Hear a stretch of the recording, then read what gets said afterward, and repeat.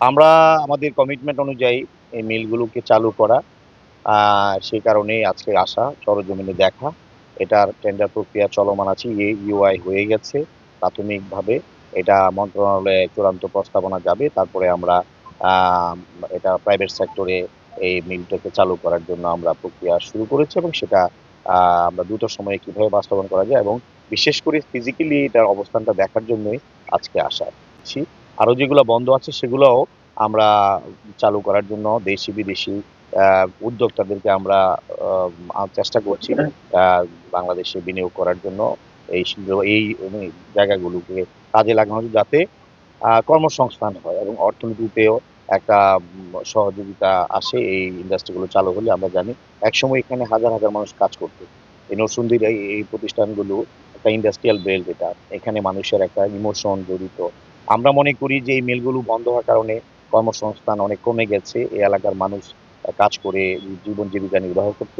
যেহেতু আমরা জনগণের সরকার আমাদের মূল লক্ষ্যই হলো আমাদের বন্ধ মিলগুলোকে চালু করা। সেটা প্রাইভেট সেক্টরে বেসরকারি শিল্প উদ্যোক্তাদের মাধ্যমে সেটা হতে পারে জুট মিল, হতে পারে জুট গুডস, হতে পারে অন্য পরিবেশ বান্ধব যেকোনো শিল্প প্রতিষ্ঠান গড়ে তোলা।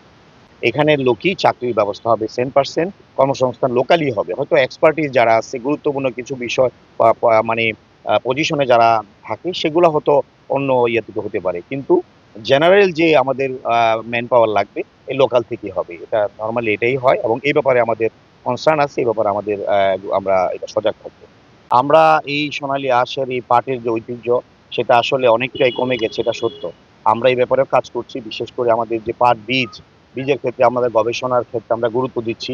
আমাদের বীজ পার্শ্ববর্তী রাষ্ট্র বিশেষ করে ইন্ডিয়া থেকে যে বীজগুলো আসে সেটা অনেক সময় আমরা শুনি যে তাদের ফলন ভালো হয়। আমরাও কিভাবে কম্পিটিটিভ ওই জায়গায় যেতে পারি এই ব্যাপারে আমাদের গবেষণা কার্যক্রম চলছে। বিজিএর এর সাথেও আমাদের কার্যক্রম চলছে।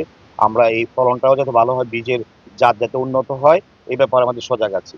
কৃষি পণ্যের কৃষকরা যাতে ন্যায্য দাম পায় এই ব্যাপারে এবারও জানেন আপনারা পাট অন্যান্য সময় যেমন ৩,০০০ ৳৩,৫০০ এবার কিন্তু ৳৫,০০০ ৳৫,৫০০ মন হয়েছে। আমরা এই ব্যাপারে সজাগ আছি। আমাদের এই পার্টির ঐতিহ্য ফিরিয়ে আনার জন্য ইনশাআল্লাহ আমরা আমাদের সে হারানো ঐতিহ্য যাতে আবার ফিরিয়ে আনতে পারি।